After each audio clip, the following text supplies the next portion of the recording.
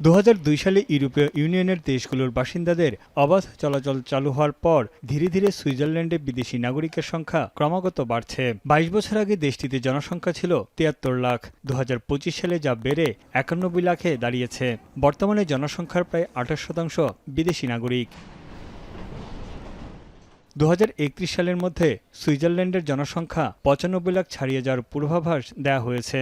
2042 সালে তা 1 কোটি ছাড়িয়ে যেতে পারে। এরই মধ্যে জনসংখ্যা সীমিত রাখতে দৌড়ঝাঁপ শুরু করেছে সরকার। কারণ জনসংখ্যা কোটির ঘর ছাড়ালে বাতিল হয়ে যাবে জন্মহার বৃদ্ধিতে সহায়ক আন্তর্জাতিক সব সহায়তা।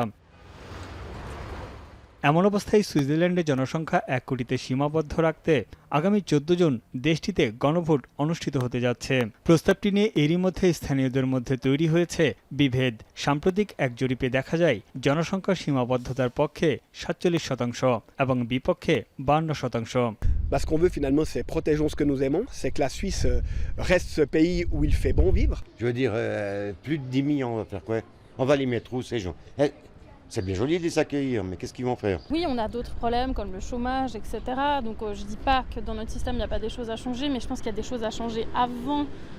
Ma maman est venue et immigrée, donc je trouve ça un petit peu ridicule. Et puis on dit ils nous veulent le travail, c'est du grand n'importe quoi. Les chiffres, les études ont déjà tout prouvé que c'était pas vrai.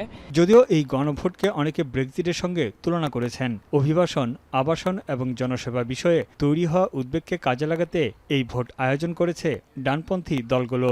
গণভোট Swiss রাজনীতির অন্যতম মূল ভিত্তি। বিভিন্ন জাতীয় এবং আঞ্চলিক ইস্যুতে সিদ্ধান্ত নিতে বছরে 4 বার ভোট দেন বাসিন্দারা। Und das wäre für uns, wir haben in der Schweiz circa in der Schweizer Hotellerie arbeiten über 50%. তবে বিরোধীরা বলছে প্রস্তাবটি পাশ হলে উদ্বেগের মধ্যে পড়বে ব্যবসা বাণিজ্য, ধাক্কা খাবে দেশটির অর্থনীতি, দক্ষ শ্রমিক সংকট এবং বৃহত্তম রপ্তানি বাজার ক্ষতিগ্রস্ত হবে। গ্রিন পার্টির সুইস আইন প্রণেতার মতে সুইজারল্যান্ড দরিদ্র হওয়ার ঝুঁকিতে পড়বে। De casser au fond les accords que nous avons aujourd'hui avec l'Union européenne qui sont plus importants que jamais. ইউরোপীয় ইউনিয়নের সঙ্গে সুইসদের অবাধ চলাচলের অনুমতি সহ যাবতীয় চুক্তিগুলো দেশটিকে ইউরোপীয় একক বাজারে প্রবেশাধিকার দেয়। অনেক ইউরোপীয় দেশের মতো সুইজারল্যান্ডেও বয়স্ক মানুষের সংখ্যা বাড়ছে। সুইস পরিসংখ্যান দপ্তরের তথ্য মতে 2055 সালের মধ্যে সুইজারল্যান্ডে 65 বছরের বেশি বয়সী মানুষের সংখ্যা দাঁড়াবে 27%।